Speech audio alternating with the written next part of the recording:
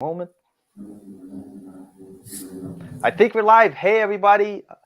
Hope you guys and girls having a wonderful day. I'm here with Arlene and Daniel. We have an amazing community call. Hey, everyone. How are you doing today? I'm great. Great.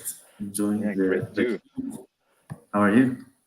Very good, very good. So before we jump into the topics, we'll wait like a few minutes to see who jumps into the live chat. We'd love to hear where you're from. What is your favorite Strapi feature that you've been enjoying? And we have a lot of things to talk about. I'm super excited to get going.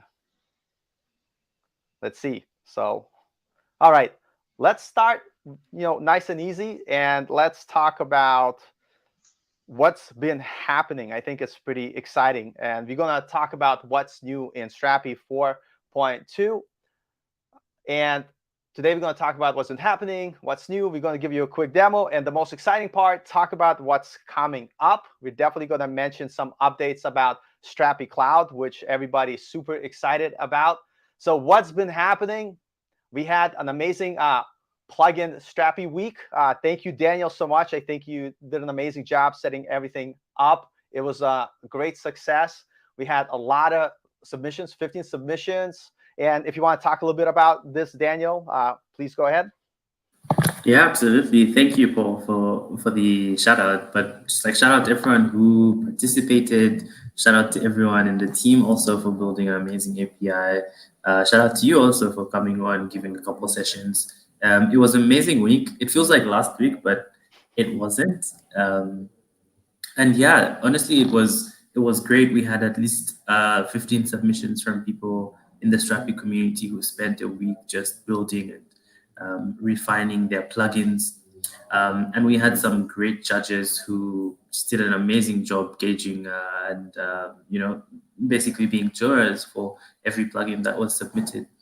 And I do not have the exact figure. And someone quote me, someone from the expansion team is listening, quote me if I'm wrong, but I think at least more than half of the plugins submitted are currently on the marketplace. So if you go to Wow. market.strapi.io, or if you open your Strapi application, you can actually use those plugins that were submitted. Yeah, exactly. Thank you, Paul, for sharing your screen. You can actually use the plugins that were submitted. I think the winning plugin was by Buzz. That was the as the slide says, the Strapi URL alias. Second prize was Chart Brew, which is just like a very visually pleasing plugin. We have a custom API builder, which basically means that you can enter your Strapi application. You can type in a couple things. Actually, there's no typing; it's all very visual. You use your mouse, and you build a new endpoint basically that you can query all within the plugin, as well as the schema generation plugin. So we had a lot of really cool plugins built during the week, and you should definitely check those out. We'll also be doing more of this type of thing. We had some conversations in the Discord around the possibility of a contributions hackathon, the possibility of another plugin related hackathon, and we'll talk a bit more about what that could be. I think Ollie has a few cards up his sleeve on the product side of things, so I won't spoil it for him. But yeah, we had a great plugin week, and I'll share the blog post recapping all of it just in case you missed it. So thank you.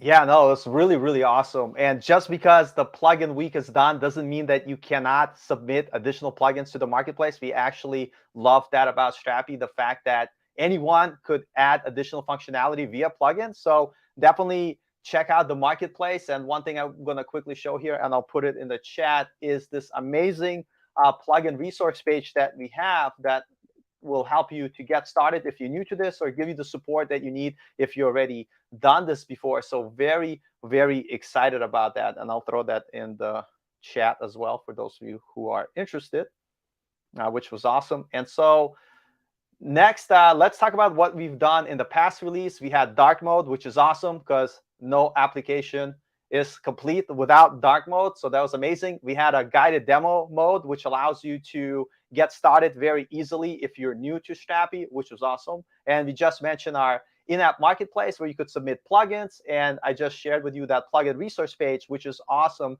for everyone who's looking to build plugins for Strapi. And you could see here screenshots of some of the things that were released. And I wanted to share with you a little case study. This is this company called Kyivstar, which is using Strapi in a very interesting way.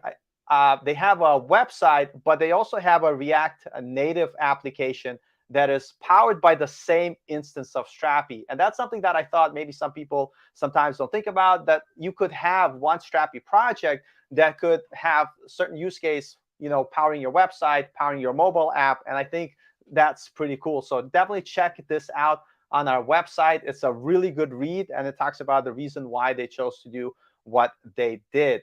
And so now let's talk about what's new in Strapi 4.2.0. Really excited, logo customization, which is pretty awesome. And then we're going to talk about marketplace providers. And yes, logo customization is something that you could have done with code before, but now you have a very easy way to do it within the application. So any editor or anyone who's managing that site from the admin panel is able to do that. And in a bit, we'll have Daniel give us a quick demo of that. And also, we now have you could submit your custom providers on our Strapi marketplace, which is awesome. And if you're not familiar with providers, they allow you to extend or use third-party services. Could be some examples could be using SendGrid email provider or Cloudinary image provider. And some examples that we already have built by the Strapi team, you could see we have Amazon, Mailgun, NodeMailer, SendGrid, and then for images or storing files, we have Amazon S3, Cloudinary, and so on. And now you are able to go ahead and create your implementation of those providers and submit them to our marketplace, which is amazing. And finally, just a quick update, Node 12 support is ending. And so we'd like to recommend for anybody who's starting a new Strapi project or has a Strapi project, it would be pretty good idea to convert it to at least Node version 14 or 16. And now I'm going to pass it to Daniel to do a quick demo of how to customize your logo. So Daniel, I'll let you take it from here. Thank you, Paul. I will just share my screen and add that to the stream. You should be able to see it. Yep, this looking is good. A nice Strapi application that is using dark mode, very aesthetically pleasing. And this is the home page. Let me just move this up there. And I'm going to be demoing logo customization. I think logo customization is a big part of making your Strapi application your own. CMS is a big part of organizations. And although we'd love the world to know that your CMS is powered by Strapi, for a lot of reasons, being branding, being just like brand continuity, you would want to have your own logo in a CMS. Previously, this has been something that's only been possible by tweaking the source/extensions file and changing the logo either on like the homepage, that's like, the root, or in the admin panel here. So I'll just expand this, and where you can see the Strapi dashboard, we have the Strapi logo here, and it says workplace. And so we now, through the admin panel, have the ability to change this logo. And to do that, we go to settings. And so we click settings here. And in the global admin panel section, this is where we have the customization section. And right now we have the default Strapi logo. We do have some limits to what type of logo we can have and customize. Thankfully, we have it mentioned here. Max dimensions are 700 by 50, 7 by 750 pixels. And the max size is 100 kilobytes. And so we can literally click this and say browse files. So we can get a file from our local device or from a URL.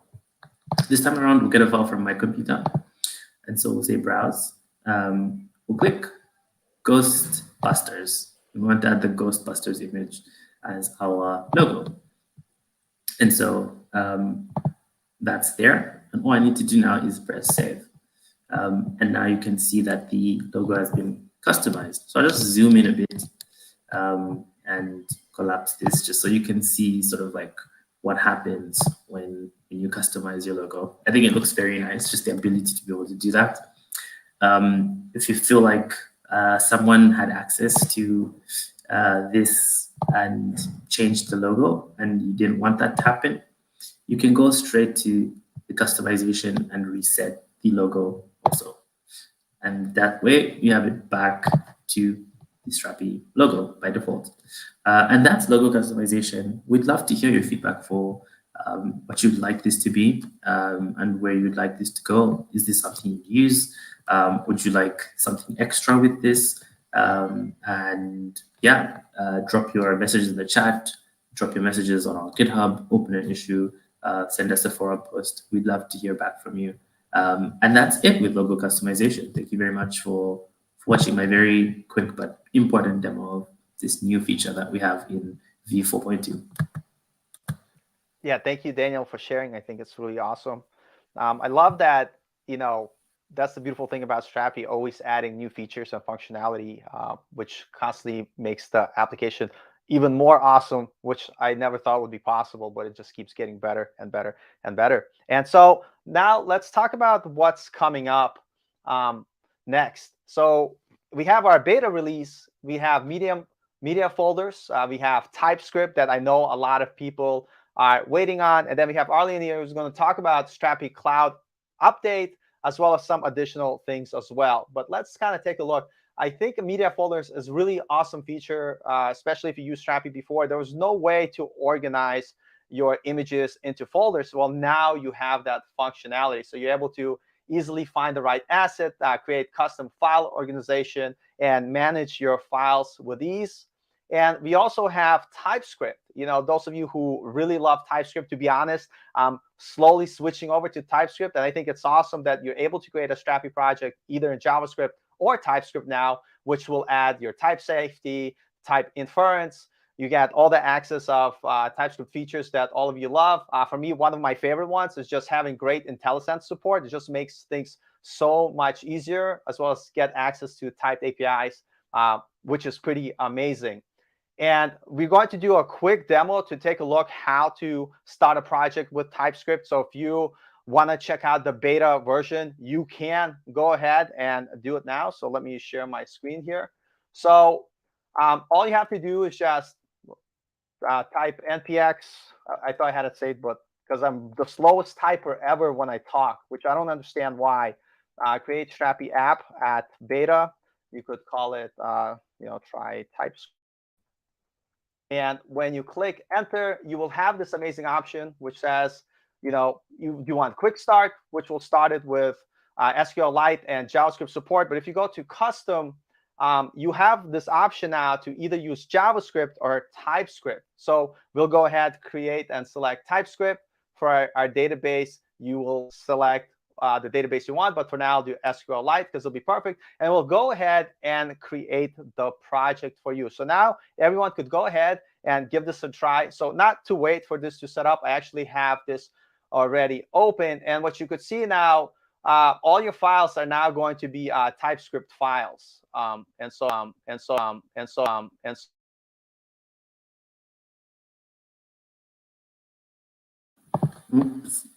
think we lost Paul. Paul, can you hear us?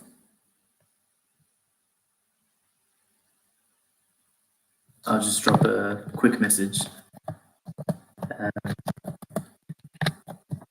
Let me know if everyone else had that. Yeah, glitch. same for me. Okay, perfect. Yeah, it might be a microphone issue. Yeah, Paul is muted. My goodness. Yep. Thank you for letting me know. I always kind of like, please, somebody make sure the stream goes without any of course, the mute. You have to sacrifice something to the demo gods, Paul. I think so listen, let's go back to here again. So basically, to try TypeScript, you could create a, let me clear the screen here and go back. So using npx create Strapi app beta, you could name it whatever you like, try TypeScript.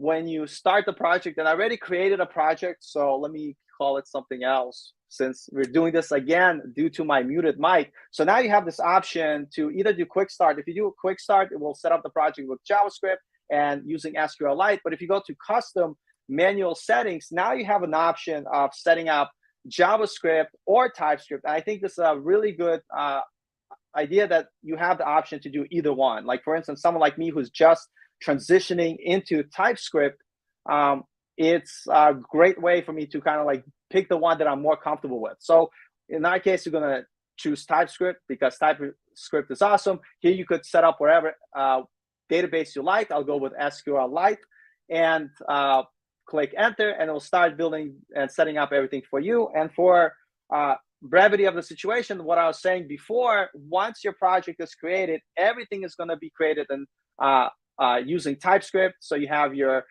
TS file. So now you have all the ability to use all the TypeScript features that you love to make sure that you're able to, have a very nice developer experience and also catch a lot of errors ahead of time, which is pretty awesome. And so definitely go ahead and check out this feature. But the last thing I wanted to showcase and share with you all is our media folders. So here we have our application running, and we could go to our media library, and now we could add our assets, or we could organize everything into folders. So for instance, I could add a new folder, and let's say it could be animals, if that was something, if you were making a cat and dog website, and then you could go inside the folder, and within that folder, you could make additional folders. Let's say cats, because I love cats.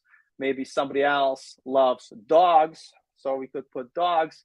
And now you could start adding this folder structure. Let me see if I could minimize this a little bit, because media folders. And go back to animals just so everyone could see better. And now I could go inside my folder and I could add new assets. I'm gonna just add from images here. I'm in my cat folder, I'm assuming, and I'm gonna click open. I'm gonna upload all those items. And then now I could go back to my, add new assets, browse files. Let me try that again. Open, I believe I forgot to upload. And that should be good. And back. Okay. All right. So we have our, oh man, I added the cats to the dogs, but you guys and girls get the idea that you could add images to your folders. And one common question that people ask when you creating the folders, are they created in the file system? Like, how is this stored? So if we take a look at our project, and this is a very common question, so I'll give you a quick demo here. I believe it's in public. We have our upload folder, and you see that all the files are just added to one folder. So it's actually a virtual folder structure that is actually saved in your database. So if you open up your database and you take a look, you will have something called upload folders. If you take a look inside, let me look in here. Now you see all the folders that were created within the database. And if you take a look at, we have upload somewhere. Files folder path, I think. Yeah, so right. So it's gonna match the folders based on path for your folders and images. And so if I were to go into my Strapi application here, let's say you had a content type, let's say pets, and you were to create a new entry, Olive, and type cat, and we add an image. We're able to choose from the folders. Let's say we want cats, and this is how your file structure is able to organize. And now you could add your images and save and publish. And if you have any questions in the chat, let us know. But if you I'll show you a quick example. If you go under files and you take a look, you see all the files that we uploaded to our application. And if we look to your right here, we will see a lot of scrolling. 1 second. Size, hash, preview, providers. So here, this is how the relationship is saved. You see the folder paths, like Arlene was saying, and now you're able to see which folders each image belongs. So it's not an actual folder structure in code, but it's saved to your database. So that was one of the common questions that people ask. So I wanted to bring that up. And if you have any questions, please let us know in the chat, or otherwise, definitely go ahead and play around with the beta features by jumping in and checking it out. And so next, we're going to talk about things that are coming up. So I'm going to turn it over to Arlene, have him talk about the updates on Strapi Clouds, but I know he also wanted to touch base about other things that everybody is thinking about. So I'll give the floor to you. Thank you, Paul. Yeah, and thank you for demoing like the media folders and TypeScript and even like the logo customization. Like those 3 features were like the most requested features from the community, and we have been listening to those requests. So super happy to have them live. Even some of them are still in beta. The next release is at the end of July, so very excited to receive like feedback from everyone. Regarding the cloud, as we already announced it during StrapiConf, we are working on cloud offering for all the Strapi users. So Strapi Cloud is going to be, as a reminder, a PaaS, a platform as a service. So it means we're going to keep the current workflow of Strapi. It's not going to be a SaaS. So you will still be able to develop and install your project and develop your app locally, customize them, install plugins, and in a single command or a single click, you will be able to deploy in production without any DevOps skills your projects. So this is like the experience we want to offer to make the most seamless and easiest experience as possible for all the Strapi users, while providing all the professional features that you can expect from a cloud, such as global CDN, with a fast CDN as well, automatic backups, upgrades, and later we will provide environment, custom domain management, and this kind of thing. So it's analytics as well. So so excited about what's coming. Today, the cloud is still in development, and we are entering in the alpha program, in the alpha phase. So it means we're going to onboard a few users, 20 of them, by the end of July, like to try test the Strapi Cloud with live project. So it's going to be a bit more pressure for us, but we're also so excited about having our first users onboarded on the cloud. What I can say is that today, internally, we have a team of 9 people working on it, and we plan to grow that team to 20 by the end of this year. So it's a very important investment for the Strapi team right now. Currently, we can create a project, we can deploy a project on Strapi Cloud, and you can list all of them. So it's still the very beginning of like just did a few bricks, the most difficult part, and I think we are going to write a lot of blog posts how it is to build a cloud. And we're like working a lot also on the billing aspect of the cloud, how we can monitor the apps, making sure they are alive, and same for us, how we can ensure like you are not going to go down, because Strapi, we have this, I think, unique challenge is that we are not, we are a young company, but we didn't start last year. So Strapi is certainly one of the most, is the leader in the open source ecosystem, but as well, the number of projects created in Strapi each month is huge. And starting a cloud offering brings a lot of challenge for our team. So we are talking about 10 of thousands of projects deployed per month from day one. So we need to be ready to handle that, to make sure like the cloud launch is going to be a success. So yeah, there's a lot of automation and work on our side. So that's it for now. I don't know if maybe if you have any question related to the cloud, I would love to answer them and to precise a few points. I think maybe next month, I will be able to come with a demo or a prototype, at least of a Strapi Cloud. That would be awesome to show and share like what we're actually working on, and share like some screens and the UI and the UX is going to work. And yeah, that's it. Thank you for listening. Yeah, no, that's awesome. I think everybody's excited for Strapi Cloud. So let's see if anyone has questions. I saw one question about integrating MongoDB. I know that's a very common question that people ask. Integrating MongoDB in Strapi Cloud. No, that's not going to be something we're going to support like during the first months of Strapi Cloud. We plan to support most of the SQL databases, mostly MySQL and Postgres at first. That's some limitation, but sure. We have And to then, deploy the. yeah, Go and ahead. also not at the moment for Strapi 4 No. standard. Yeah.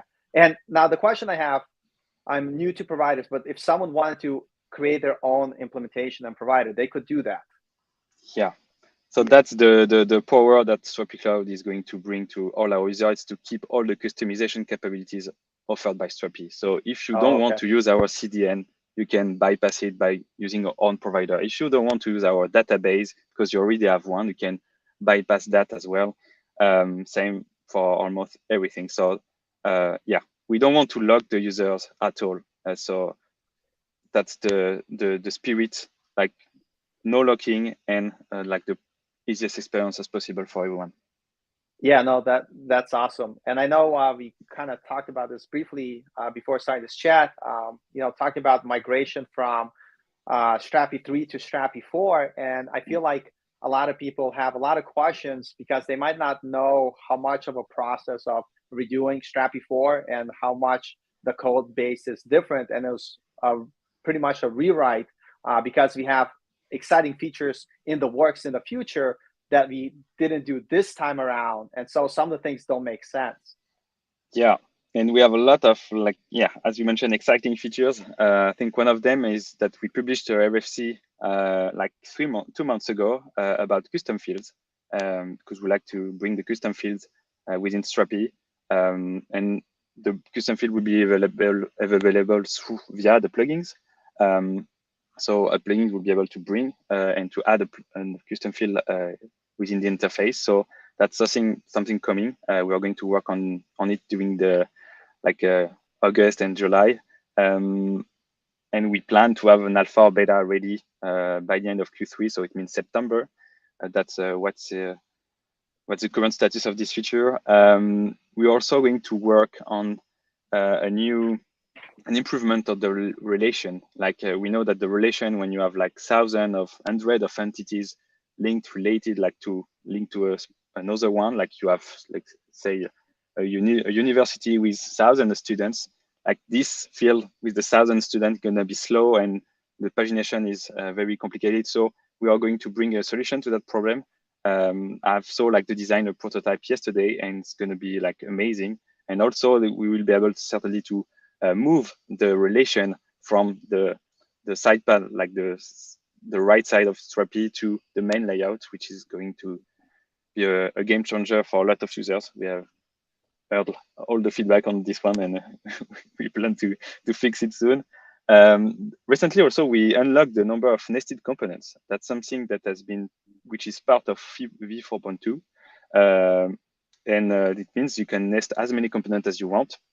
Just be aware that if you nest too many components, you're going to have like some performance issue because components are like relations. So the more you have, the more levels you have, the bigger the query is for the database, or the slower it is.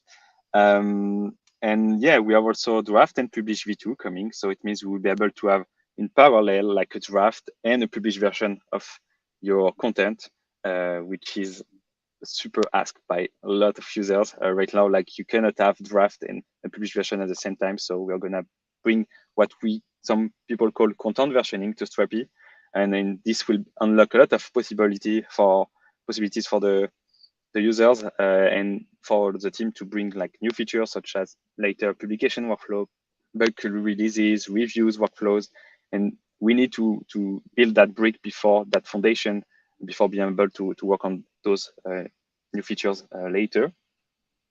And yeah, the last thing, and I think it's super important, is that we're going also to work on data and schema migration.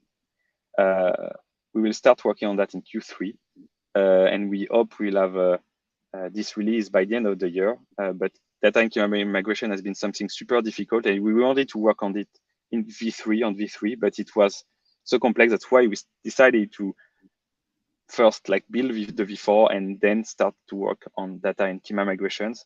So it will make like the migration between environments way easier, and also make the deployment of Strapi easier for all the people who are not going to use Strapi Cloud, because as we mentioned, we don't want to force you to use Strapi Cloud. So yeah, a lot on our plate, and a lot of exciting features and very long-term issues. So or old issue at least. So super happy. Yeah, no, it's awesome. I'm looking forward to all the additional features. I feel like, some of the points of contention is when Strapi was early on, a lot of people just used it as an API and did not even use the CMS features. And so, now we adding all this additional stuff to support the CMS part of things, that some of the folks that just want to use it as an API, they're kind of like, why do I need all this extra stuff? And so the future moving forward is just creating, the best CMS that we can. And that's what we're doing. So I know it's like a weird question, but for what projects would you not recommend Strapi? I know it's like a weird question, but I feel like it's like an easy, like someone is like, I just need a simple API. Is Strapi overkill for me, or what should I do? Yeah, and we are going to publish as well like an article about managing data and managing content is not the same. I think content is something that humans are going to read, and data is something that's going to be used by a software or a robot, but not a human. And if you're not going to like manage content on a website, on a mobile application, or for an internal app, maybe you don't need a CMS, but you need a data management platform, or just to build your own software based on a backend framework or an API framework. And you have very great and very popular software and framework that do that. But the CMS is all about content and about teams that want to publish content. So they want to draft their content, to do some tries before publishing it. Or they have specific people who want to review the content, comment it, and notify the specific people before publishing it. So it's about also the catering, when I want to publish my content today, or maybe in 1 or 2 months. So like managing content is absolutely not the same as managing data. And we have some users who are still using Strapi as, I think, an API framework with an administration panel, but more like a dashboard. And I know those users, they might not be happy with where we are heading and the direction, but we have been clear, like I think for the very beginning, that we are an headless CMS, and it wasn't maybe that visible because of the lack of features, content-oriented features, but the more you're going to deliver on a feature, the more visible it's going to be for our user that Strapi is a true headless CMS. Even if under the ground and under the hood, you have a very good backend framework. And I know the Node.js community is lacking of a good backend framework. So yeah, that's where we are going. And the future is super exciting for us. And yeah, I don't think like those users, they are gonna be our target for the next coming months.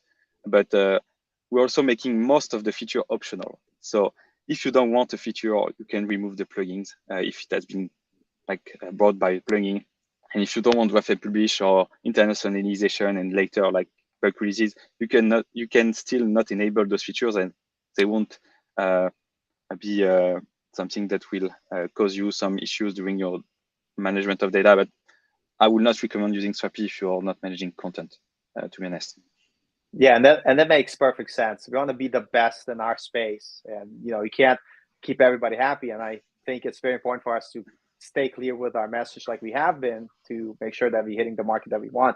And there was a question: do we support GraphQL, or will it support a GraphQL? I'm assuming they're asking about either Strapi Cloud or maybe v4. V4 already supports GraphQL, and so I love GraphQL, so I use it. And I think in the future we are going to release more content around creating custom resolvers or extending resolvers in GraphQL. So for those who are wondering, so yeah. So if you have questions, don't be shy. Ask away. You have Arlene here, you have Daniel here, you have Nai here, and so we'd love to answer your questions.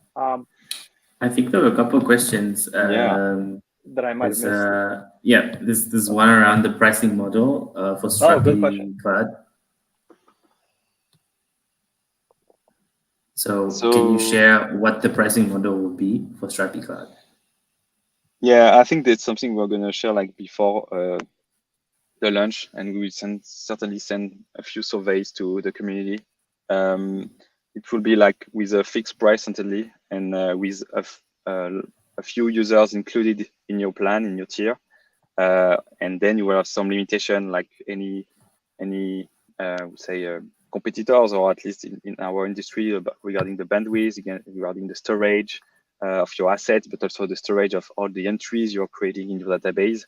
That would be like the limits we're going to introduce. So we're not like trying to make a revolution here, and it's going to be like as all the others are doing. What we are trying to do is and it's still in our mind, is to open a free tier to everyone. That's really something that really matters for us, is that we want to make sure everyone can understand the value of Strapi Cloud and also the value of Strapi by not asking any credit card, and just you sign up and you are able to use Strapi Cloud for free. You will have like strong limitation. We don't want to make that tier like production ready, because at some point it costs us money, and we cannot like host everyone. But we're going to try to be the most generous as possible on this free tier, to make sure everyone can like install Strapi, play with Strapi, and discover the value, and deploy it in production and test it with a front end, etc. That's something that really matters for us. And in terms of pricing, yeah, we will have flat fee, and then with a few users included, plus overage if you exceed the bandwidth allowed or the storage allowed in your tier. Nice. Before we move from the cloud topic, we have another question. I guess this person wants clarification on how the pass will work. The question is, so we don't have to deploy Strapi server through Heroku or AWS, right? Yeah, that's the goal. No DevOps skills required at all, and it means like anyone, like even a designer who could, if you are just able to use a terminal and open the terminal and run a command, you should be able to use Strapi and then to deploy it. So yeah, even like beginners and front-end developers will be able to deploy Strapi, and we have a lot of front-end engineers using Strapi. So we're working also for them. Myself included. Yeah, I was going to say it's going to be amazing, because right now a lot of questions around deploying Strapi to different platforms. And we might have guides, but what I noticed from just recently practicing deploying application to render is that I could do everything correct and still miss one thing, and my deployment won't work, where somebody else could make a different mistake. And then a lot of that is just really dependent upon what you're trying to do and what you're trying to deploy. So it's not so much of like Strapi, but it's so much of how familiar you are with the deployment process and able to find errors. And for a lot of beginners, sometimes that's actually a very hard thing to do. So I'm amazed that, with Strapi Cloud, all of that, is going to be solved, and it's going to be so much fun, and people won't have to worry about it. And let's see, any other questions? I saw a question around versioning. I think someone wanted to know, and you touched on it a bit. I don't know if you have more to say about what content versioning will look like in Strapi. No, it's good.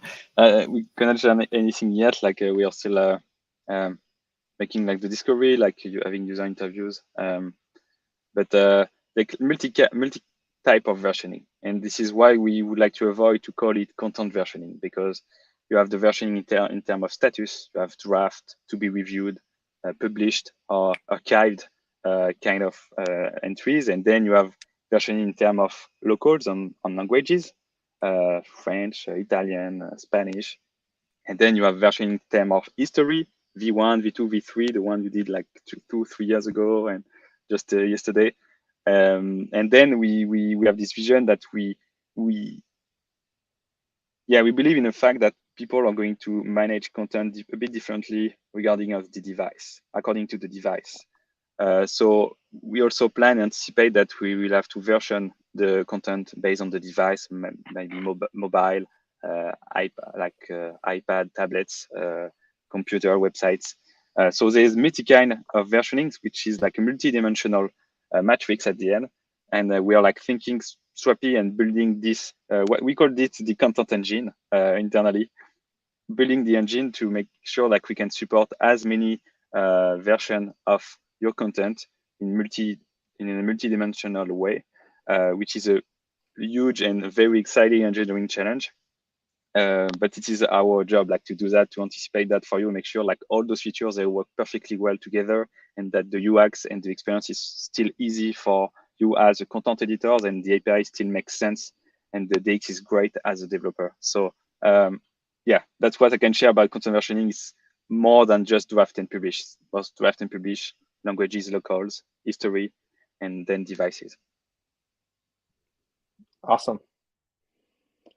I know I always see questions about GraphQL and when we can expect more documentation. The documentation's there, and I'll give you another great tip, something that I discovered when I was working on GraphQL. You could actually find a lot of great examples if you check out the v3 to v4 migration guide, because it shows how we used to use GraphQL in v3, and then it shows examples of how to use v4. And I know in the works, we are going to create more resources. I'm very passionate about GraphQL, and so I'm thinking of creating more resources. So definitely keep an eye. But I think the documentation there is a great place to get started. And also remember, we have our Discord. If you're not a member of our Discord, go to our Discord channel. We'll share a link in the bottom here, because a lot of people there who might have had a similar problem to yours and could answer your questions, as well as our forum. So a lot of times, believe it, I don't know everything either. So outside of asking on our team, I also ask a lot of questions on Discord. So definitely a great place to start. And a short answer is yes, there's more resources going to come on top of the resources that we already have. And another question I saw, will you be able to use, I guess, a custom domain in the cloud? Yes, yes, not for the first iteration. It is something we identify as a nice to have feature, and we really want to bring the most valuable feature first. So one of the features that will be available from day one is backups, making sure that your data is safe, and if anything happens in your project, you don't lose any data. I think it's super important, especially when you are like, let's say, a digital agency and you are hosting one of your customer app. It's super important to make sure that data is safe and you have daily backups. But sure, custom domain, something that has been identified as something we need to work on. Don't know when, to be honest. I don't want to commit on any timeline, but yes, it will be supported. And regarding the updates, this is something that Strapi Cloud is something that is going to be unique for Strapi Cloud, is that we are only going to host Strapi projects. So it means we are going to be able to develop specific features for Strapi projects. And one of them will be automatic upgrades. So we'll be able to migrate your project and upgrade them to the latest version. So you will still be able to have the latest features, the latest changes, and your app up to date. So yeah, they will be automatic, not on day one. Again, that's something we want to be super careful about your data. And as Strapi is very customizable, like it's bring a lot of challenges as well. But yeah, it's a part of the plan to provide that kind of value when you host on Strapi Cloud instead of using on another hosting provider.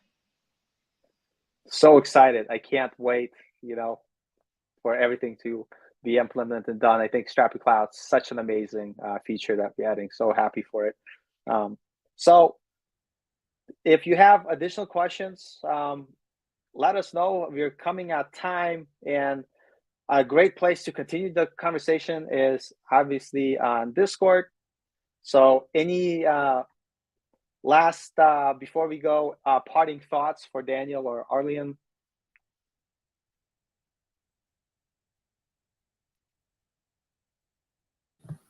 I was trying to think of some parting thoughts, but I'm just very excited about all the features that are coming up soon. It's going to be an amazing year for the Strapi community. So yeah, I'm looking forward to more of these where we keep demoing the new stuff that the engineering team keeps pushing out. So it's going to be Yeah. a great couple of months. And there's something we didn't mention is like the documentation. Like we're also going to come and to bring a lot of improvements in the documentation. We know and we are receiving a lot of feedback on it, and we'd like to make it even prettier for all of us, better code snippets, more consistency, make sure it's completely maintained. So better search. I know we know like we have some issue on the search. So yeah, it's something we are in our radar, and we are going to work on it pretty soon.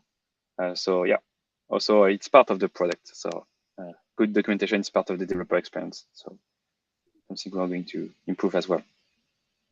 Yeah, maybe before we go, last question. I know it's a question we get all the time. What about MongoDB support again and cooperation with Mongo, maybe creating a provider? Is that something that's happening or something that we're not going to do and at the moment? Yeah, we like the v3 of Strapi was supporting MongoDB.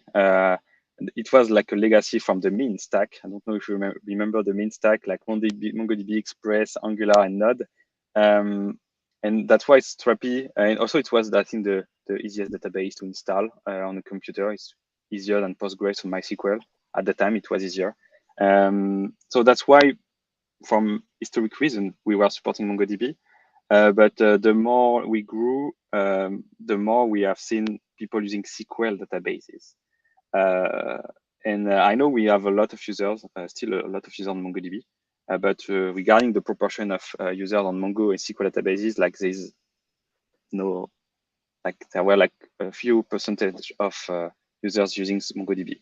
And also it was bringing a lot of challenges for the engineers, like maintaining, like, because the way you think about the schema and the way you think about the database is not absolutely not the same. It's a NoSQL database versus SQL databases. And the way Strapi is built and designed, especially with the content type builder, and when you build relation, it's more a SQL way to think about your content than a NoSQL. And we were always trying to translate that, this SQL way of thinking to a NoSQL way with MongoDB. And like in terms of productivity internally, and even for the issues, like we calculate that it was creating like 20% of additional work for the engineering team to support MongoDB, and the number of users was not enough significant to keep making maintaining MongoDB. So that's why we decided to drop the support on MongoDB on v4. I know we disappointed a lot of users, and we are sorry about that, but it's also our I think for the sustainability of the project and making sure we can bring enough value and we can keep adding features, because we are on a competitive market. Our competitors are doing an amazing job as well, and we want to keep the release pace super high. It was a necessary and very hard decision, and I know, yeah, we disappointed a lot of them. So that's why we wanted to bring a migration guide from v3 MongoDB to v3 SQL, and then v3 SQL to v4 SQL. And right now, like we didn't mention the migration scripts and the code mods. They are still in alpha beta, but they are coming very soon. Some people they already, and some project has already been successfully migrated from v3 to v4, even MongoDB users on v3. So it's coming very soon, like in the next few weeks, and we'll have an entire team dedicated to monitor that the migration from v3 to v4 will be finalized by the end of Q3, so in September, for all our users and all projects on v3, sorry. And so yeah, that's what I can say about MongoDB. There's no plan to support MongoDB on v4 right now. We're still discussing a lot with them. They will really like to bring back MongoDB support on v4, but for that we need to work a bit on the query engine and the query layer within Strapi to make sure that it's not going to create more work for the contributors, the maintainers, and no more, like, also making sure that Strapi stays stable. That's super important now regarding the size of the project and number of users using Strapi. So yeah, it's we're still discussing. That's all I can say. But there's no short-term plan to work on MongoDB support on v4. No, thank you. And it's really good to just share the reason why, and it makes perfect sense. And the hardest thing I feel for a company is trying to keep everybody happy, but there are certain things that are in more demand as features, and have a limited team size. So it's very important for us to focus on the features that are requested by more users, which it sucks that sometimes you have to, not focus on some of the smaller things, but that's just the way things are. But yeah, thank you for that. And I just wanted to say, thank you all for joining the community call. It was a lot of fun sharing with you all the cool things that we have coming. Arlene, thank you. Daniel, thank you so much. It was so much fun. And we're going to do these more often because it's important for us to communicate with all of you. So definitely join us on Discord, join us on GitHub. Let us know what your thoughts are. We'd love to hear from you. It's very important for us, your feedback, and look for more streams in the future. But yeah, thanks again, everyone. And this is a good time to end. So we'll see everybody later. Bye-bye.